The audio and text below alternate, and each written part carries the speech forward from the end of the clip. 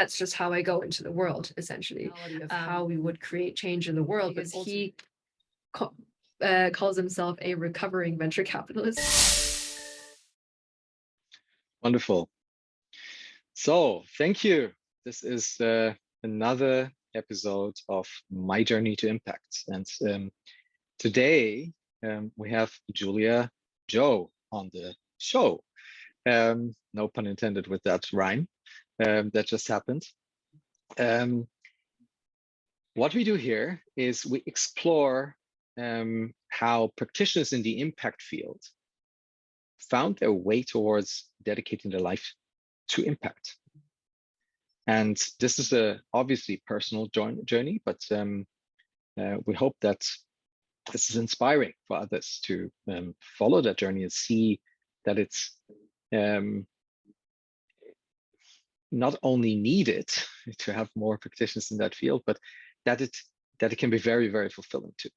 So happy to have you here, Julia. And thank you so much, Thomas. Looking forward to hearing your story and then meandering off in whatever we are interested in. So I'll give the stage to you. How did you reach impact? First of all, thank you so much, Thomas, for having me on this show. I love the concept that it's talking about someone's own personal journey to impact. I mean, the question is definitely, it can go into so many different directions. So yeah, I'll just start with whatever pops into my mind, and then feel free to ask, obviously, any questions, and would love to hear your thoughts on some of the things I say as well. I wanted to start by talking about a panel I've actually recently been on with Charlie Kleisner, who founded Tonic and is also a huge practitioner in impact. And we had been talking about our panel as to how we wanted to approach it. And we had the same idea of approaching it from a personal perspective and bringing in our own convictions and beliefs as to how we started. And the whole conversation centered around the topic of consciousness. And I feel like intuitively that's what I want to start with, because it is, for me, just the way I live, how I live, and it really influences everything I do, all the work on a professional and also personal basis. And I think my journey, so to say, started, I would say, this point maybe between 5 to 7 years ago, where I started learning about this concept of consciousness. Obviously, everybody has their own definition or understanding of it. But for me, it started when I went through a very rough period in my life, also from a health perspective, was struggling with a lot of things. And back then I kind of just, had my reality, didn't really think much about anything else that may exist beyond that. And through those struggles came to a place where I was like, either I just continue to live like this, or I do something about it, and I kind of go out of my comfort zone and discover new things to basically look at what's going on in my life. And that's when I stumbled upon great teachers. You may call them spiritual teachers, or just thinkers. Like I would name Eckhart Tolle, for example. A lot of people know him, who wrote The Power of Now, or people like Deepak Chopra or Joe Dispenza, who kind of showed me a different side of our lives and what's possible. And I'm not going to go into much detail, or if I can go into a lot of detail here, but basically the meaning of that story is that difficulty led me to discover myself and go on that inward journey. Because I believe that everything starts with yourself, and everything on the external side is a reflection of what we do on the internal side, right? So I think that led me to discover more about myself, who I am, about our connection with each other, to the world, that we all really are one, that we're all united, and that ultimately everything should be approached with kindness, with appreciation, with a level of awareness. And I also got to know ways of healing myself, because I was going through these difficult situations. I went to different meditation retreats. I did so many different, alternative practices that really helped me to heal on a physical level, but also I would say on a mental and spiritual level. And so I think this I've been carrying that with me ever since, and I'm still on this journey of becoming more aware, becoming more conscious. But I would say that that was the motivator to get me into, or that kind of led me. I mean, I never intended to, or never planned anything, but it kind of led me to the right people and led me to people who want to do something good for the world because they believe in certain things that I also believe in. Mm. Yeah. Well, we're already in the bridge towards what you're doing now. Let's jump a little bit further back in your personal history, and I want to hear more about what was life before that happened. So when you say 7 years ago, what was life for you? What was your motivations, and what did you do uh, before that moment where you discovered that there are other dimensions to reality than you thought before? Mhm.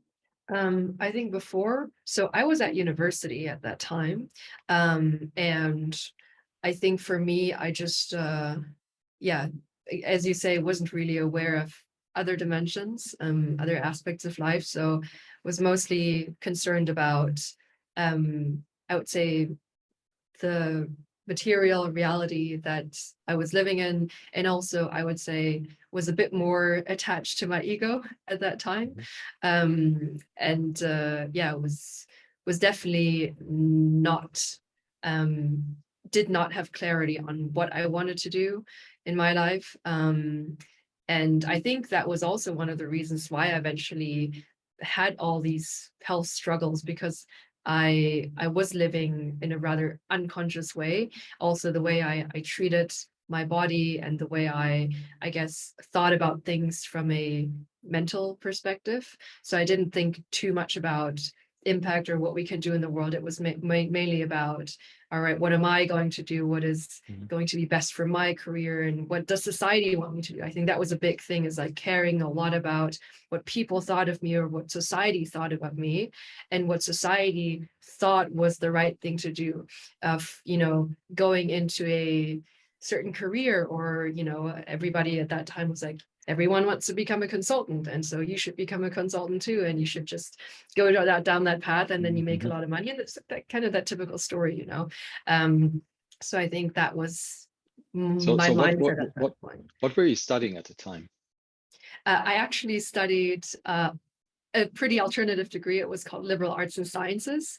Mhm. So I guess I had already a bit of interest in like different things, Mhm. and it was similar to the degree in to studying in the US, where you have majors and minors and you can kind of put together your own degree, as opposed to just focusing on one single degree, because I couldn't. So I already had that hunch, like I don't really feel like I can just do one single thing.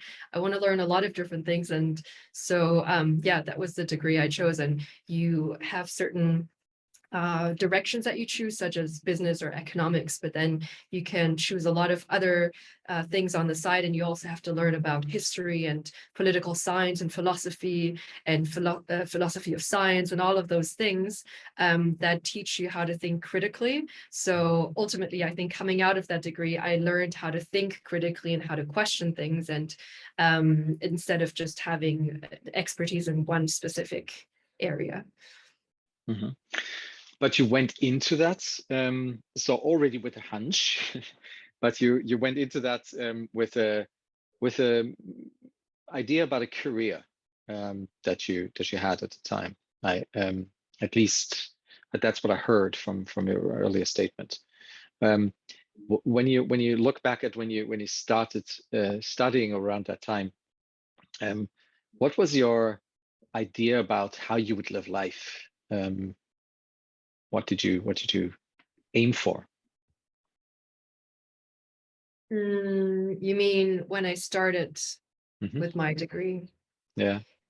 Right. I think to be honest, didn't have a very clear idea of that. So Hmm. it was very much still looking for other people's expectations. Just some background. So my family is from China originally, and they're a very academic family. So all of my family, they're either professors or doctors.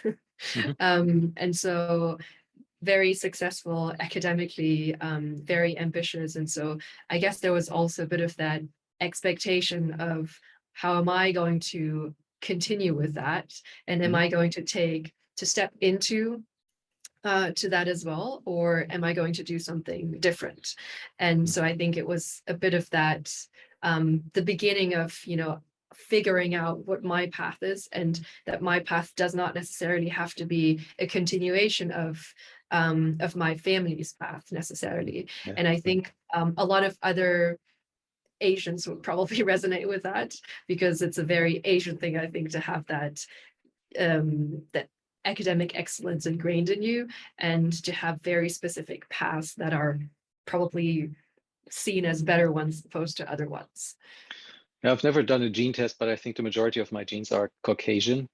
But I definitely know that feeling of being in a highly academic family and being the black sheep, for sure. So that resonates a lot. Do you have siblings?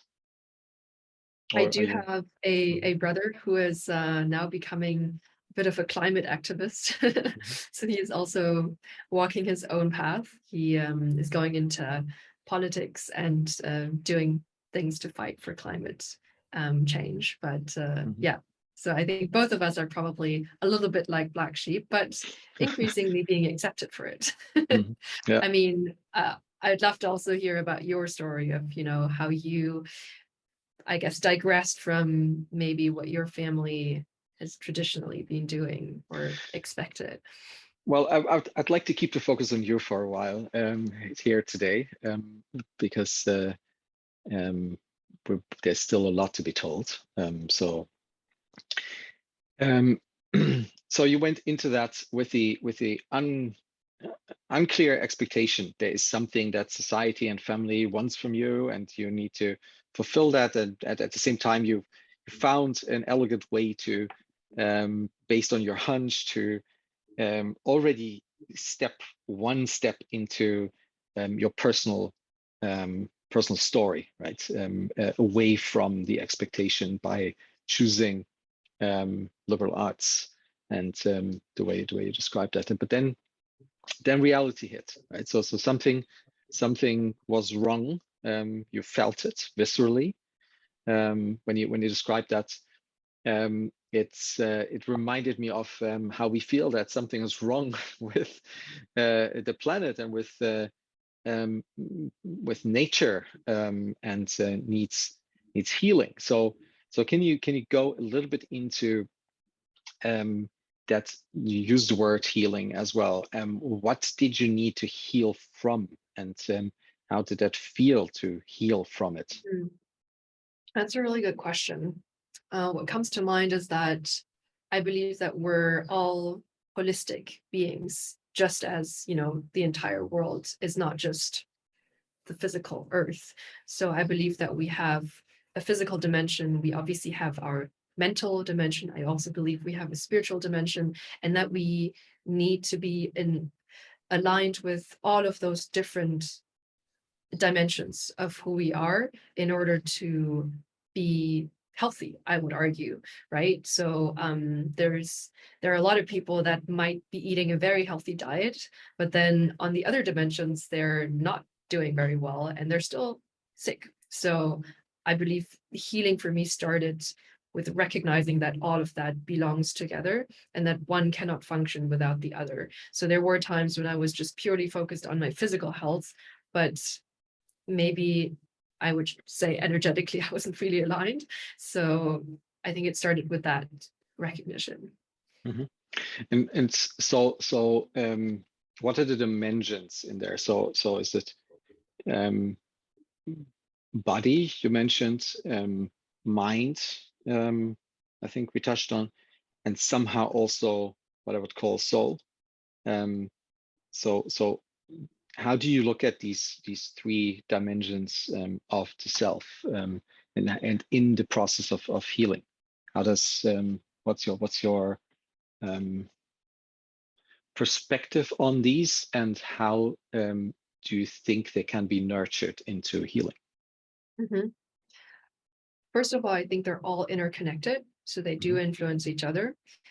Because the other example could also be made if someone is mentally not doing very well, that influences their physical health, right?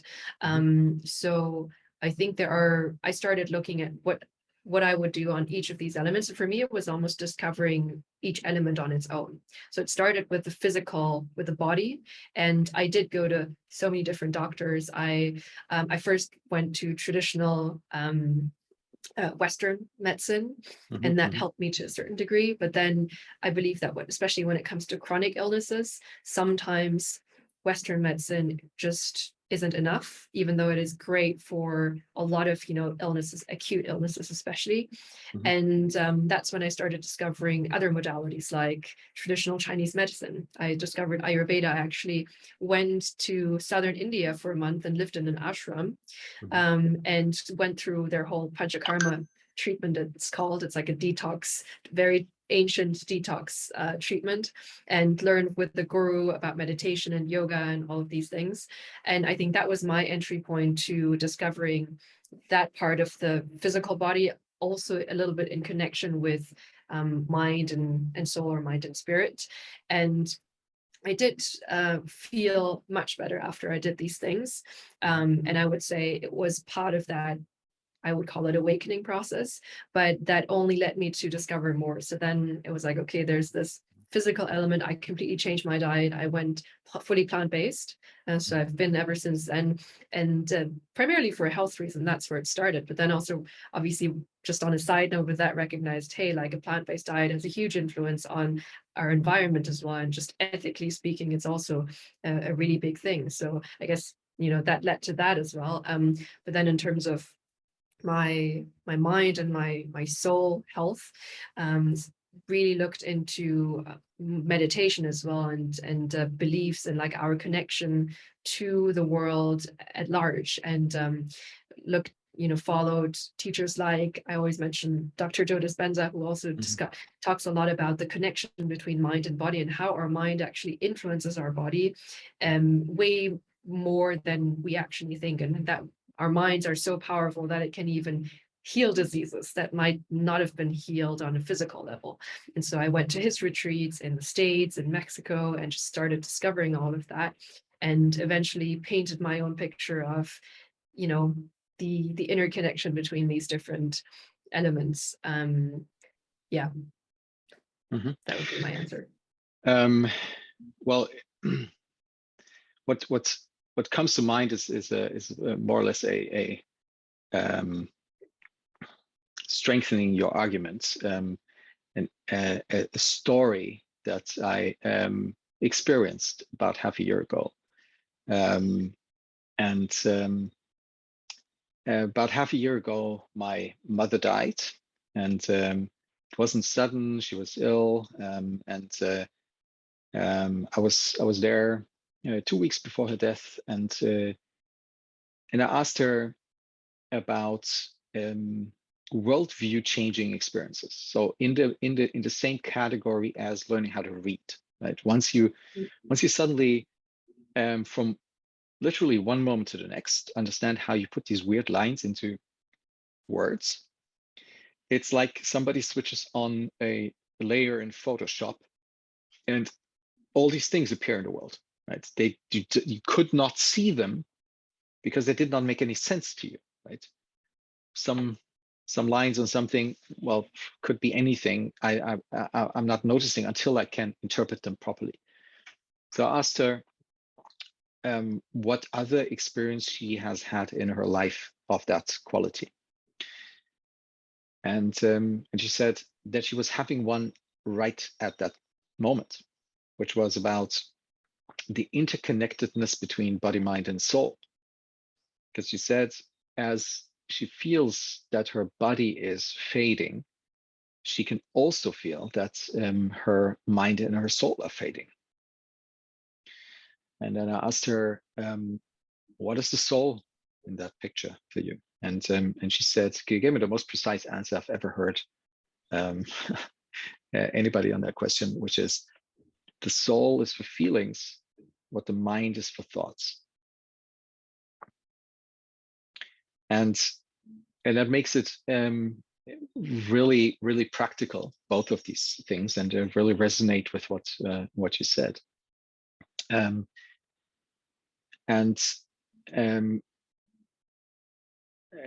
the question is, for many people, I guess, how does that interact in practice, right? So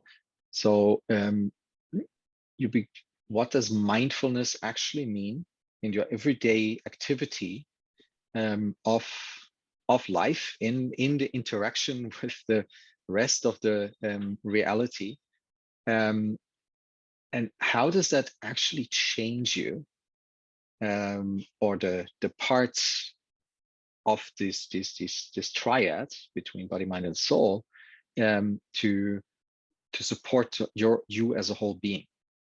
So I think the body part is pretty evident. Mind is also easy to grasp for most people, but what about soul for you? First of all, I love that story of your mother, what she was telling you.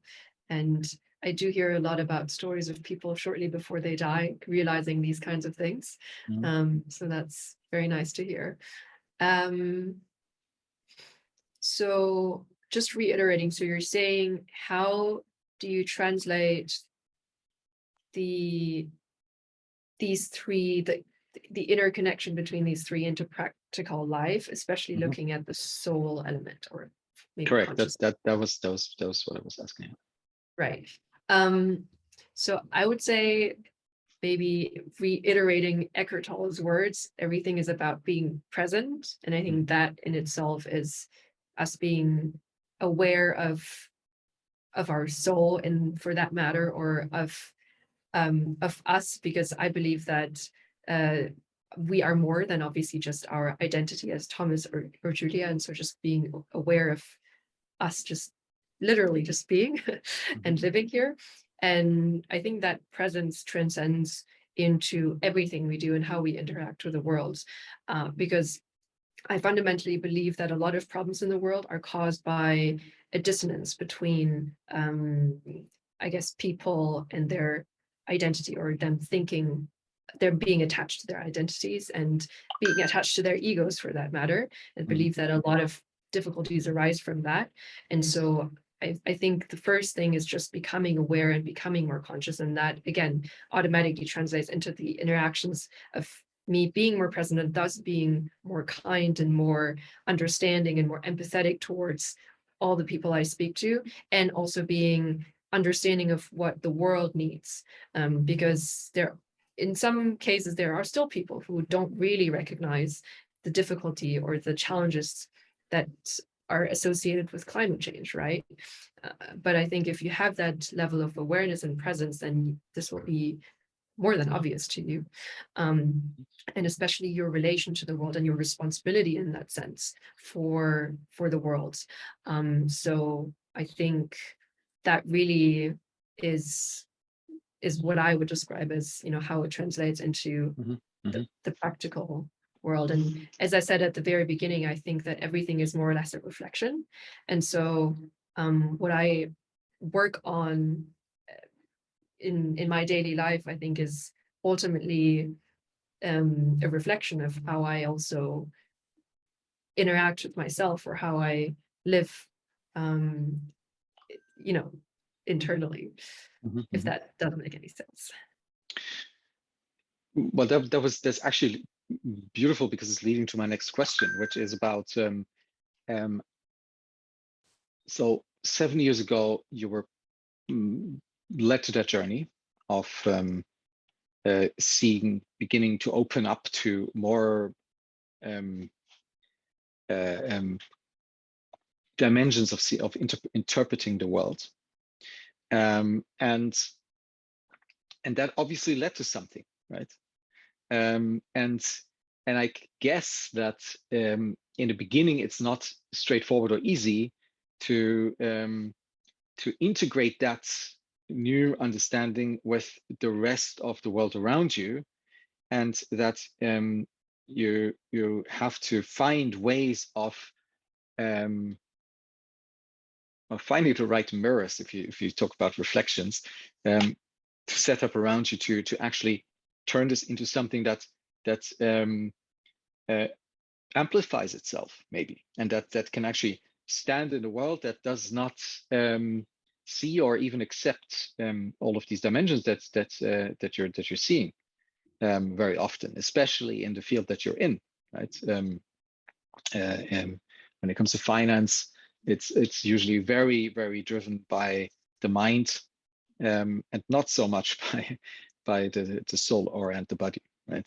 So that's that transition phase from going into healing, and then understanding, okay, this if I apply this, how do I actually apply this in the world? That's can you talk to that a little bit? Yeah. I think, to my understanding or from my perspective, it's not even so much about applying, it's just whoever I am, I'm just going to that's just how I go into the world, essentially. So if I, in every instance of my life, am becoming a more mindful and aware person, it is going to, it's also going to be how I approach my work. So maybe to give you an example, I think it also influences the people I work with, or my desire to work with certain people more than with others. So I would say my two co-founders, for example, we also met for a reason. We are all, I would say, on this journey of also becoming more mindful people. And I believe that that's what also connected us at the beginning. But at the same time, in the practical world, we also had a big interest in this world of finance, impact investment, sustainability. And that was then our modality of how we would create change in the world. But ultimately, our fundamental beliefs about how we act in this world were pretty much aligned, if that makes sense. Mm-hmm. So it just transcends into the way we act and the way we do things, and also who we decide to work with. Mm-hmm. Mm-hmm. And so you now already mentioned the firm that you started. Why don't we go in a little bit of how and what you do there? Because I have some questions based on that tie back into the multidimensional. So why don't you explain the theory of change of tidal, and what you do, what that means? Sure. Mm-hmm. So as I already mentioned, so we're three co-founders, and we built Tidal Impact together, which today is an impact management and investment company. So perhaps to go back a little bit to the beginning as to why we started Tidal Impact. So we had this idea, and I'm going to specifically reference my initial conversations with Mohanad. So they're called Mohanad and Dima, because he calls himself a recovering venture capitalist. He's worked in the venture capital industry for a number of years, and we started talking about the world of VC and impact investing and what actually needs to be changed. And obviously, we need to invest more capital into areas like climate tech, ed tech, all those important areas.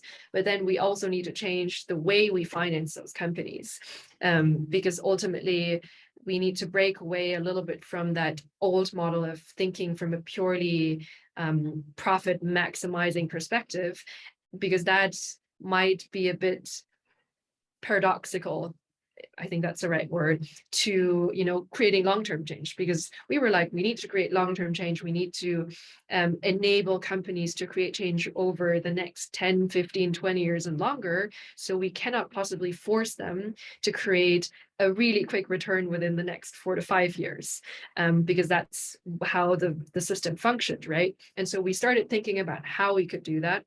And so that's why we decided to build a holding company at first to say, okay, let's build this company and let's see how we can build a more flexible approach. So basically, we have two elements. And so we ourselves are a revenue generating entity. And so on the one hand, we focus a lot on work surrounding impact measurement and management, generally, things around how we can quantify and manage, even project the impact of companies, because we were like, we need to understand how that works. And also we need to, in order for the entire industry to be able to understand what impact means, we need to have, a way to measure those, and also a more standardized way of measuring the impact. And my other co-founder, Dima, she's been working in that industry for over a decade. And so we said, okay, let's work with different types of companies and help them to better measure and manage their impact, to better report, better align with, the important frameworks and principles that are out there in order to create this cohesive language. And we work with big companies and small companies, private equity firms, foundations, corporates, and also scale-ups. And that is that one part of our company. And that is very connected to the other part, which is the investment part. So what we've done over the last, I'd say roughly 2 years, is we've built what we call a coalition of like-minded family offices, investors, angel investors around the world who all have an intention to invest into impact-driven companies. And so far we have created SPVs whenever we saw a deal that we liked and that passed through our due diligence process and met our criteria. And this is how we have built Tidal since, ever since the beginning. And talking about our vision for a little bit as well. So we still believe in this long-term approach, and so do many other practitioners like Charlie Kleisner, Brigitte Mohn. I think they would all agree that we need to change the way we finance companies in addition to financing the change that we want to see. And so we are currently working on a structure that would allow us to mobilize more discretionary capital without necessarily losing track of that long-term investment view. And it's not the most straightforward thing.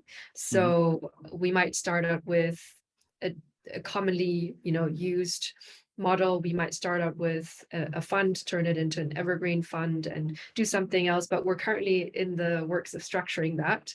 And but all that to say that we are working towards this long-term vision of, innovating the way we finance companies in addition to what companies we finance.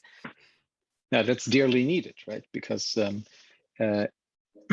you mentioned Charlie Kleisner and Brigitte Mohn, and they understand that, and they're willing to put their money where their mouth is. So they're moving in that direction. But that's usually rare exceptions, and it's not the norm. And so my question, I guess, is around how do you escape the multipolar trap of profit maximization versus externalization or internalization of cost, right? So what I'm trying to say is, if you see in an investment negative externalities, but those negative externalities, mitigating them will weaken your profit. Even if you decide to run the business and mitigate the negative externalities, the probability is very high that somebody else will come along who doesn't care about that and is just looking for the profits. And that will create a race to the bottom, where the market forces are pressing towards maximizing profits, and therefore externalizing anything that might reduce profits, which is the tragedy of the commons. And so my question is, how do you escape that trap in your models? We I think we recently came to the conclusion that we have to work a little bit with the old model as a way to transition into the, I will call it, new impact economy. Mhm. Uh, because as you rightfully said, there are very few people who really believe in that and who are willing to to put their capital towards those new types of models.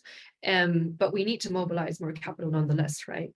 And Mhm. so maybe we can act a bit of as a transition or a transistor almost Mhm. Mhm. to that new economy. And I would say, or we would all argue that in the future, um, investment opportunities that are truly impact driven will even outperform traditional investment opportunities, especially obviously if we look at into the fields of climate tech, renewable energies, agriculture, food tech, and all of that. But right now it's still a little bit of an early stage. And so Mhm. we need to give those impulses in order to reach that stage that in the future it is going to also financially outperform. I mean, when we look at companies, we obviously look at both elements. So it's not like we're blind to the commercial side, Mhm.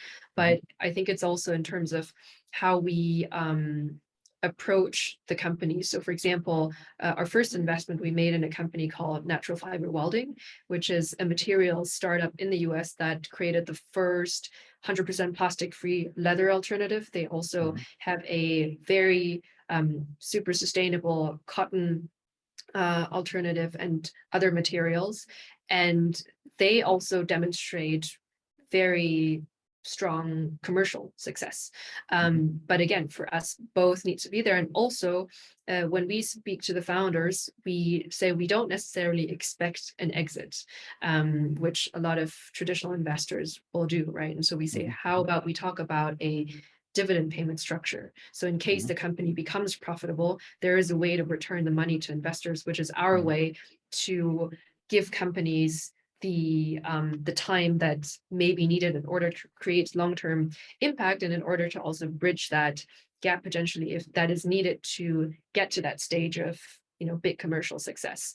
But again, we think that both are connected. And again, if the business model is tied to the impact, then the more impact they generate in the long term, they will also be commercially successful, right? There may just be a couple of hurdles at the beginning. Another thing we also thought about is ways of financing. Well, maybe not every company needs to raise on a 12 to 18 months runway like, Mhm. software companies would. Maybe they need a combination of equity and debt or other types of financing, which help the company to again also get off the ground and go to market. And so those are a couple of things that we're how of ways of how we're approaching it Mhm. and how we see Okay. it.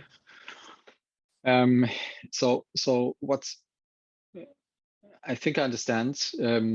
So can you elaborate a little bit on the assumption that these companies will be valuable more in the future, will be probably more successful than those who are on the exploitative path? How does that work? Mhm.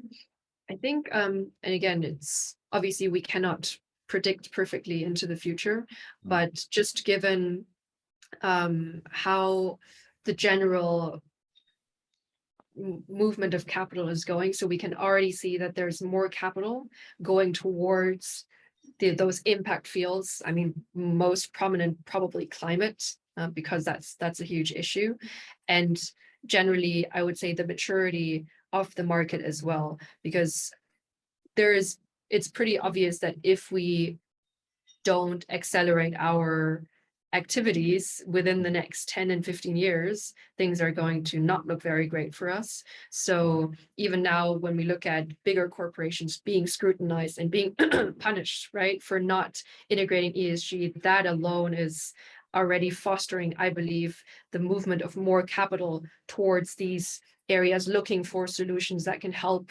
the incumbents, I guess, also reduce their footprint on their negative impact that they're creating. So I would say that's a very general view on why we believe that. And we also think that a lot of the impact companies, I mean, it's still a very young industry, right? And so a lot of the companies are just right now starting to grow and starting to scale up. Whereas we have a lot of the other big tech giants that have been around for a much longer time. So it will just take a little bit of time for them to really scale up and enter the global market and demonstrate that financial success. So it's, yeah, if that makes sense. Mm-hmm. There's I have two questions building on that. So, and I have the sense that the company you mentioned around leather and other materials could be pointing in that direction. So we're currently we've been talking about money a lot here so far. So we're currently using money as a representation of potential in our economy. Very, very flexible. So we can turn that into any type of moving atoms or bits around, to say it in an abstract way, right? You build some hardware, create some hardware, or you create some software, and we can use money to make that happen, and we call that economy. Now, what we also need is energy, right? We need energy to move atoms. We need energy to move bits. Now, our current energy consumption is around 19 terawatts, which equates to us burning the equivalent of 100 billion barrels of crude oil or equivalents per year. And 1 barrel of oil contains the human work energy of about 5 years. So essentially, we have 500 billion workers with a rough annual wage of $20 each that push the atoms and bits around for us. Now, there are several reasons why that is going away, right? So we talked about climate. Yeah, that's that's one reason for sure. The other reason is that it's becoming increasingly prohibitively expensive to mine for fossil fuels because they're just hard to get to. So that'll end. Now, our standard answer is, okay, we just ramp up renewable energies. Now, the problem with that is that we simply don't have enough minerals or energy to do that. So there's maybe enough minerals to move up to half of what we have in terms of energy globally at the moment, around 9 terawatts. But we still need excess energy that will have to come from hydrocarbons to mine and build these things, right? So, and there's not a lot of efforts. I mean, there's some efforts, but there's not the efforts on the scale that would be necessary to do this is seen anywhere really. So, what is that to say? That's to say that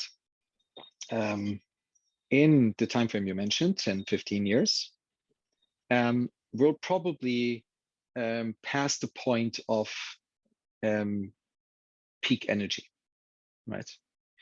And since our entire financial and therefore economic system is tethered to energy supply, with that energy, there will be a downturn unless we find other solutions. Now, what I see is in early stage science, more or less, not productized usually, but just want to use one example. There's a research project around what's called hyperaccumulators. That these are plants that collect minerals from the earth, and you can harvest these minerals then from the plant. Now that is turning sunlight more or less directly into not the final product, but very closer to the final product. So we're skipping a step that used to cost a lot of energy. Do you see that or these kinds of efforts scaling up somewhere? And does that, if you see them, does it make you hopeful, or where do you get hope from in that scenario? That's a great question, and I like how you described everything in terms of, yeah, our use of capital, our need for energy. Again, I resonate a lot with that. I would consider myself more of an optimist. I think I also have to be Yeah, of course. working in that industry. And I would agree. I think these types of solutions give me a lot of energy, and optimism and hope. And maybe I can also mention that I'm on the executive board of a global entrepreneurship community, which actually led me to even meet my co-founders. So it's just the description. It's called Sigma Squared Society, and we basically bring together very talented and innovative young entrepreneurs together who are building solutions to the biggest problems in the world. And we're in over 25 countries in almost all areas of the world. And through that community, I have seen the like similar solutions, or those types of solutions that you've been talking about. I mean, a dear friend of mine, Vaitea, she co-founded Inaptor, which is a company that is scaling green hydrogen, and that just built a huge campus in Germany just to build up new machinery in order to supply hydrogen to more places and companies in the world. And so that definitely gives me hope to see that those companies that have only been around for the past 5-6 years are already gaining so much traction and are being adopted, and that bigger corporations are collaborating with them. We have other examples as well of companies that are creating such change. And I think that's what, I was also mentioning earlier. It's like there is research and development, there is science, there are scientific discoveries being made, but in order for them to really be productized and even scale up, it is going to take a little bit more time, and also it is going to take more capital. Through another very close friend of mine, Sean Sutherland, who is on our board and I'm on her board, she is tackling the plastic crisis. And so she founded an organization called A Plastic Planet, which is all about campaigning to turn off the plastic tap, is what they say. And they have worked with Unilever, for example, to develop a refillable deodorant. That gives me hope, because a giant like Unilever is moving in the right direction. They are working on replacing the ketchup sachets, which are plastic sachets, with plastic-free alternatives, which is a huge thing as well. So all of those definitely give me hope. But again, I think our role is also to see how we can bring those companies to the next level and really help them to scale up and have the right resources and partners and advisors to do that, because it is going to take quite some effort. Well, that's good to hear. I'm generally hopeful as well, but I also like looking at this from a foundational first principles perspective, and really face what's out there and see, okay, we just cannot do this energy thing. We have to find fundamentally other ways of dealing with this situation. Now, another fundamental shift might happen around how we see wealth. So currently, it's we equate the accumulation of financial capital with wealth, but I think since the 80s there are several forms of these ideas around of looking at the world through the lens of multiple forms of capital. I like Ethan Solovyev's version, but there are many. So Ethan says there's social capital, of course, there's intellectual capital, experiential capital, cultural capital, spiritual capital, financial capital, material, and living capital, right? Now, when you talk about impact measurement, you obviously you create these kinds of forms of capital. You're doing something with an infusion of money and entrepreneurial know-how and science and skills and outcomes. Yes, some financial capital as a return, but maybe even more social capital, intellectual, or any other of these forms of capital. Now, these are inherently hard to measure, maybe even impossible to measure, and definitely unreturnable to the original investor. And what happens if we find that, yes, we need an infusion of money, but if you look at this as a metaphor, the first law of thermodynamics, which is that the sum of energy in a system is always the same. Right? You just transform energy from one form to the other. So you put in financial energy, and out comes four other forms of energy. How do you satisfy an investor in that scenario who wants to have financial returns, but the majority of your returns are actually in some more ephemeral forms of capital? Yeah. That's a very good question. I think that's also the nut we're trying to crack, right? Trying to measure the impact. And as you say, especially long-term impact that is not that we can't quantify necessarily in financial terms. It is hard to predict that, to measure that. There are some ways of how we project impact and try to put a dollar value to it, but we're also being very careful not to have people believe that is not to have people too focused on that, because again, there is a lot of impact, like social impact, that again, you can't necessarily put a dollar value to it, even if you really tried. And so if I think about it, there are probably like 2 to 3 things. One is simply also expectation management when it comes to investors coming in. Again, if you have the likes of people like Brigitte Mohn, it is much easier because they really understand it. There are more traditional investors. So that's why I was saying maybe to transition to the next phase, we need to still put a big focus on the financial return, at least to satisfy that need, because that is how we look at wealth currently. I also know that, I know that Charlie is looking a lot at the application of blockchain and Web3 onto impact and maybe even decentralizing all those efforts.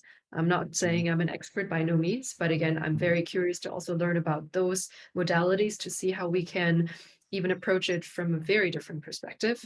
I also think that it's it's a little bit about mindset shift and looking at numbers in a different way. So for example, for us, we also look at measuring social impact. Of course, we do a lot of stakeholder engagement. We try to understand the impact that is being created on the ground. What is the impact on partners, on various types of important stakeholders? And that way we can say, all right, beyond the financial impact, this is the impact that is being created from an environmental and social perspective.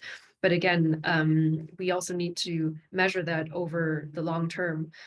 So right now we can say we predict that over the next 5 years, this is what could happen based on the trajectory of the company.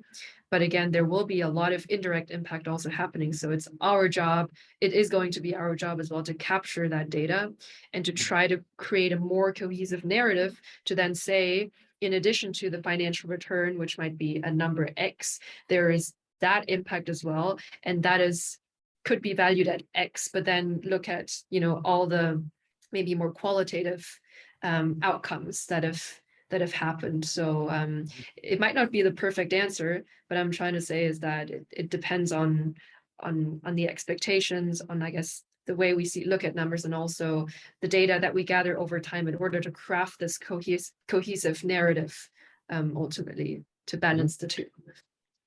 Yeah, I want to pick up on one thing you said with the distributed ledger technology. You could argue that it's possible to set up a system in which these other forms of capital are minted as a natural side effect of your activity. So let's say hours spent in education for children in Africa. That's relatively easy to measure. And if that is minted into a token that measures social increase in social capital on the globe, that could then be returned as part of the capital investment, but in a different form of capital, not in the financial capital form. And so that's and then a question that immediately arises out of that is, how do you build trust in these tokens, and what can you do with these kinds of tokens? Is it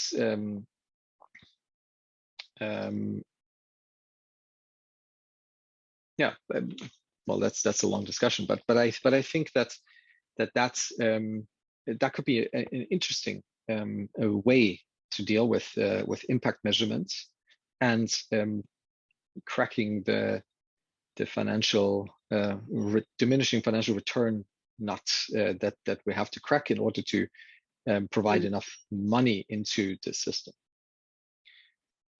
Yeah. It reminds me of a famous story that Douglas Rushkoff likes to talk about. He's a professor at a university in New York. He wrote a bunch of books, and one day he was invited to speak at some event, invited by some people from Wall Street, and usually he would categorically refuse such an invitation. And but they offered him, I think it was half his annual salary as a university professor, so he couldn't really refuse it. And he went there, and what he thought was the green room backstage of whatever he was going to speak about turned out to be a stage. There were 4 or 5 people there, and they went on to interview him about his thoughts on the current state of technology, distributed ledgers, AI, all of that.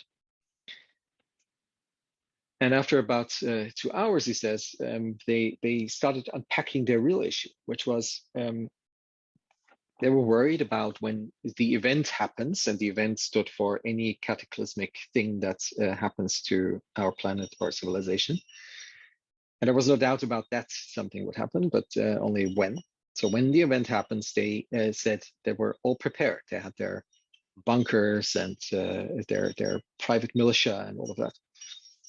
Now, the pressing question was, how do they keep their militia loyal? Because what stops their protective forces to just take over the bunker, right? Literally nothing. They need to have access to the thing, and in order to do their job, etc. So, and his plain answer was, well, start treating them like family today. And while you're at it, do it with everybody else you encounter in the world. But that is a way to say that you need to have social capital to really be well off in any cataclysmic event. But that's true for the world, even if there's no cataclysmic event, right? So that is the because it's at the edge of arguments, at the edge of our civilization in terms of arguments. It is very, very, you can very precisely see and feel that social capital is inevitable, right? You need to have social capital. And so maybe there's a bridge into what you were saying earlier. Yeah, that is very true. And I believe that, or I hope that over the coming years, people will see the value of impact in a different way. Mhm. That it's, I mean, um, we've had quite a few discussions on, I mean, there's this term concessionary investments, right? It's like, oh, impact equals concessionary investment, but then that's just the perspective of the old financial world, essentially, right? Like, Mhm. what does that even mean? It's like, how do you put value on that impact? And again, Mhm. like, I hope that is going to change also with our efforts to look at how we measure that impact, and to say, well, we still believe that in many cases, impact investments will even financially outperform. But then if you look at the other types of like less quantifiable or financially quantifiable impacts that they've created, it might have amounted to, or it will amount to way more, and indirectly Mhm. yeah, to Mhm. much more than we can quantify right now. Mhm. Yeah, it makes me hopeful to know that you are out there doing what you do, um, and um, building an organization and a network of people that um, actually um, put their energy and their financial capital towards building the necessary infrastructure for a good future. So um, thank you for doing that. Thank you Um, very much. And same goes to you, obviously, for the work that you've been doing, and also for, I mean, yeah, Pete obviously is a perfect example for that, for bringing together the right people, practitioners who have the mhm. intellectual knowledge, but also have the right intentions to use it for the greater good. Yeah, that's crucial. Thank you so much for your time, Julia. Um, it was an absolute pleasure to dive into your world and your journey, and I've learned a lot today. Thank you. Thank you very much. Thank you for your great questions, and for your presence, and for listening so well, and your insights. So it's a great pleasure speaking to you as well. Thank you.